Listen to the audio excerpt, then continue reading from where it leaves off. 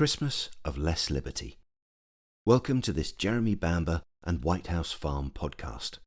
Today's episode was first written by Jeremy during 2010, reflecting on his wrongful imprisonment and hopes for the future.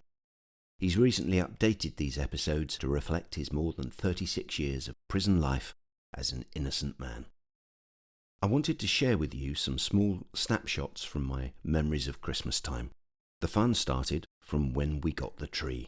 We were never organised, as Dad just liked to wing it and stop and buy trees from the roadside. It had to be big. The lounge had such high ceilings, and it was a running joke to see just how ridiculously huge a tree Dad would get.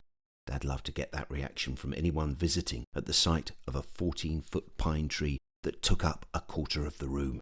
It was just amusement to Dad, and so me too. It was just so over the top and great fun.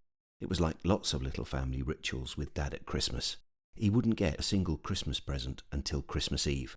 Mum did all the main present buying, and she used to think about it and make really good choices. But to Dad, leaving it to the last minute was all part of the fun. He had this special Christmas carrier bag, which was about the size of a duvet cover with handles, and I could get into it easily. Well, that came out every Christmas Eve, and Dad and I would go to Colchester in the morning, and the woohoo adventure of it with a visit to Ipswich in the afternoon. Between us, we'd choose things for all those people Dad wanted to give presents to. No lists or plans. We'd just go into the shops and look at stuff we liked and decide who else might like it and get it for them. Dad, being a country farmer, and me just a little boy, we had no idea about what was fashionable or the latest thing to have, and so we'd get caught up in the hype of promotions.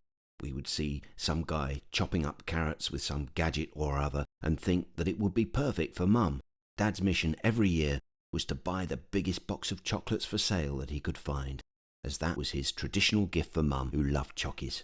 So, by the end of the day on our shopping trip, Dad's Christmas carrier bag would be full and wrapped in the shop. Name tags often came off, but rather than unwrap them, he'd guess what it was by feeling them, and then he'd stick the tags back on for who he thought each gift was for. Mostly it was right, but it just added to the fun when someone opened a present to find a Lego kit, as Gran did one year, instead of a box of liqueur chocolates that I'd already got, and at 5:30 a.m, when I found them in my Santa's stocking, and fed them to our dog Jasper because they tasted horrible.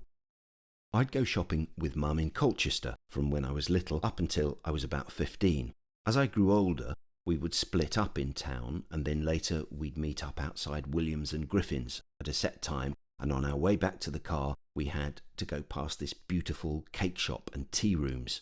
The window display was full of eclairs and all kind of cream cakes and delicious chocolatey things. It was such a temptation, and at Christmas it was just magical. So Mum would treat me to whatever I fancied, and years later she told me about what I was like when I was little, because Mum wasn't just buying me a cake, it was an excuse to have one as well. She said I was always excited about choosing something, but I always chose a fresh, crusty bed roll and butter, no jam, just a roll and butter and a glass of milk. Looking back now and thinking of those happy times, this cake shop had its own coffee grinder and machine, and it made the place smell lovely. I'm thinking about Mum getting the menu and reading out all the sticky treats and cakey things. She'd say, "You'd like that, Jem," trying to tempt me into getting something. I would always have this roll and butter, but sometimes she did tempt me into a banana split. Every year, Sheila and I would do a Christmas raid on the presents underneath the tree. This went on for a few years, from when I was about 6 and Sheila about 10. She would come and get me out of bed, and we would go downstairs in the middle of the night. Sheila would be the lookout, and, being the smallest, I would sneak into the pile of presents. I would usually plunge into the presents right in the middle, trying not to disturb the pile too much. From there, I would untape some of the presents and pull out chocolates from them and eat one or two, passing some to Sheila. It was great fun.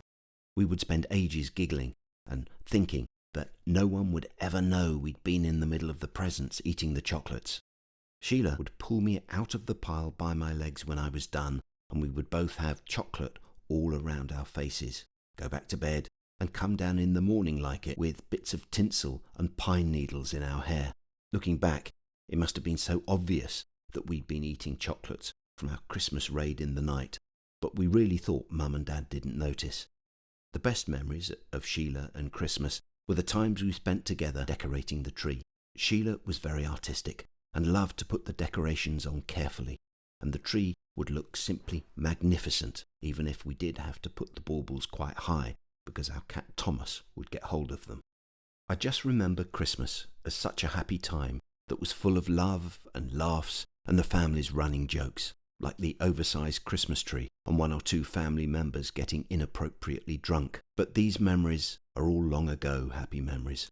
I miss them all. Gran and Grandad, Mum and Dad, Sheila, Daniel and Nicholas, who I can never share Christmas with again. I thought the world of my sister Sheila. We can never share the laughter of those times or any memories of our childhood together now. So, what of the future, and perhaps others to share fun Christmases with?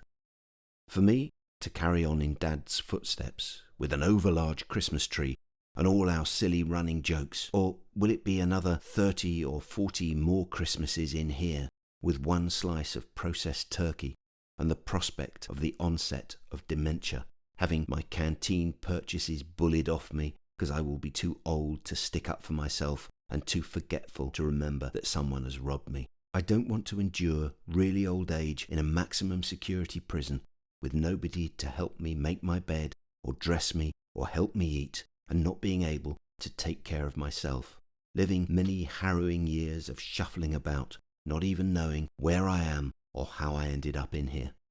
This will be my 37th Christmas at Her Majesty's pleasure, and being locked up for 15.5 hours a day over most of the Christmas period is just horrible. The idea of having endured 36 already, when I've proven over and over again that I didn't murder my family and couldn't have done, is soul-destroying.